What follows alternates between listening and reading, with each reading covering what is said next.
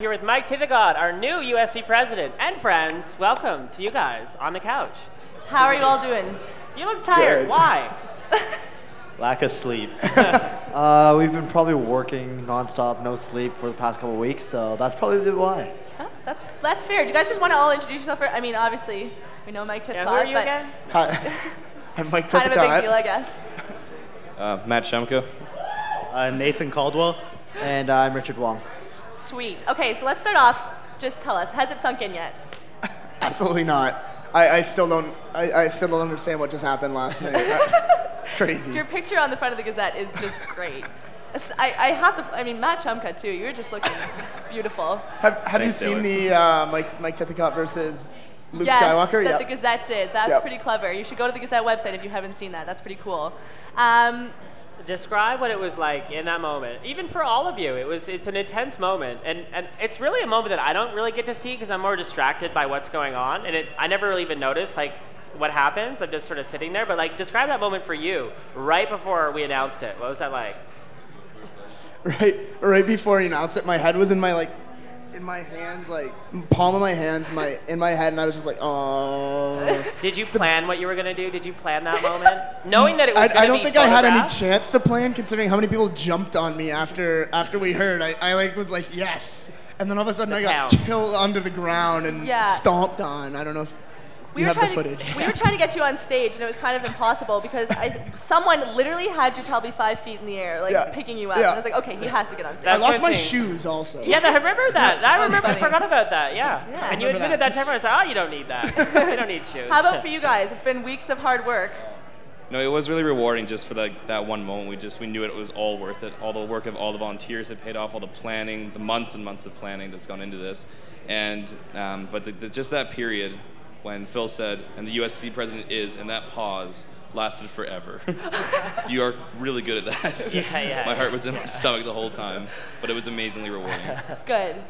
I just must say there was so much tension there. You could feel it from every different candidate, everybody in the room. And then as soon as you said the presidential candidate, as soon as you said Mike, I just got swarmed into him. Like I was pushed right into Shumka, who was in front of me, and he was pushed right into Mike, and Mike hit the table.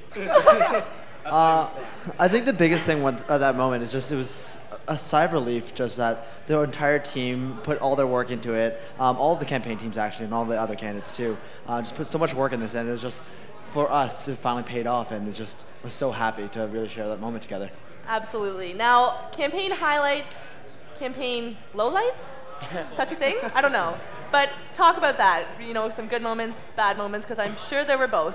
Well, last night was a pretty good moment, I would say. I guess that's kind of, sidestepping that question. But the whole entire campaign and the experience itself, when I just emailed the team because we're having a little party tonight, but just the friends that I've made and the amount of people that I've been able to just be close with and actually see them support me and become my actual close friend. And next year is just going to be a great year. And I'm glad for everybody else that won this year, too, for the rest of the campaign, or for all the other campaigns, because I look forward to working with them.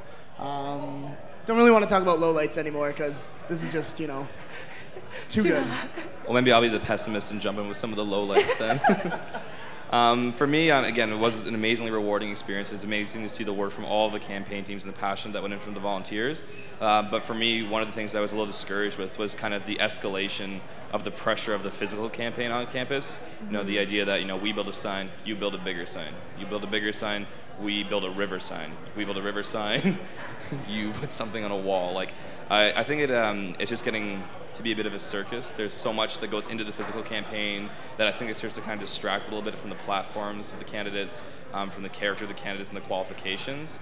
And then I think it's actually culminating some damaging our relationships with the universe. We've had some stuff on the UCC that's a little bit of a physical damage.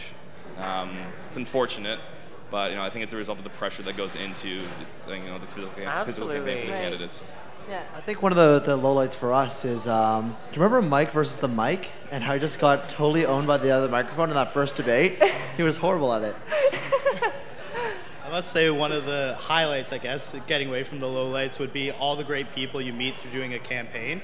Like, this is my third campaign I've been a part of, and the people you meet are great.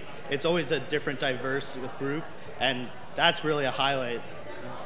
It's, I want to touch on some of the things that you were talking about. Like, just after doing this for me for 4 years, it's one of those interesting things. Like, it's the whole campaigning period. It's so interesting because it's like, it's an entity in itself, and now you're going into this job. You've got a year. It's a big job, but building a platform with a lot of things in it that will never get accomplished realistically because you've got a year. That's all part of it.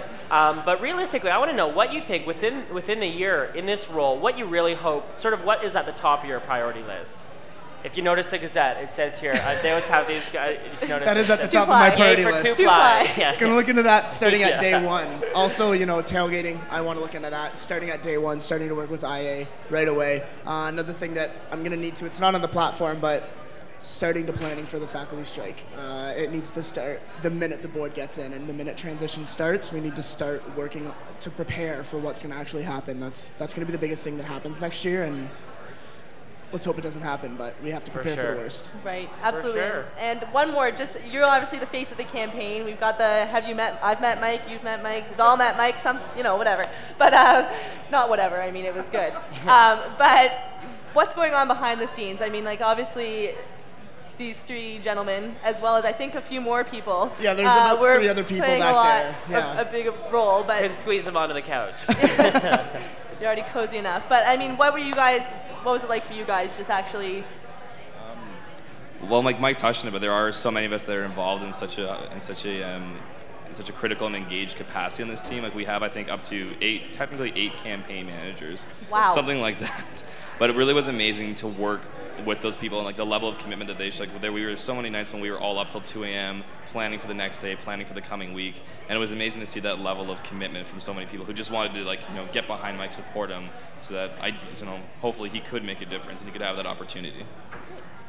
Yeah, the nice thing about having so many people supporting Mike is he was able to focus on what he needed to do, and we were able to take the physical material, like get the campaign stuff prepared while he could focus on being the presidential candidate, not having to be the individual that was there, like having to worry about all the stuff that like would just get into his head. And instead we were there as a support group, and there was a lot of us, which was really good, a lot of dedicated individuals.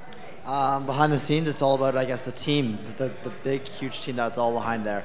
We pretty much spent almost every waking moment with each other. Now that things are over, I don't even know what to do. Yeah, what are you going to do with your time? I don't know. Gosh, Well, so many things. You know what? The hard work paid off, obviously. Congratulations. Congratulations to you guys, too. It really is exciting for everyone. Mike Tithecott, our new USC president, thank you guys for getting cozy with us on the Big Purple Couch.